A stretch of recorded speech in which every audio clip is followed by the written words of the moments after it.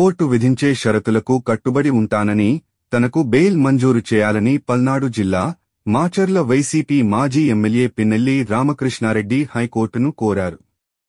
పోలీసులు తనను లక్ష్యంగా చేసుకున్నారని ఆరోపించారు. ఈ మేరకు ఆయన దాఖలు చేసిన బెయిల్ పిటిషన్ను కోర్టు రేపు విచారించనుంది. జూన్లో అరెస్టైన పిన్నెల్లి రామకృష్ణారెడ్డి అప్పటినుంచి నెల్లూరు జైల్లోనే ఉన్నారు.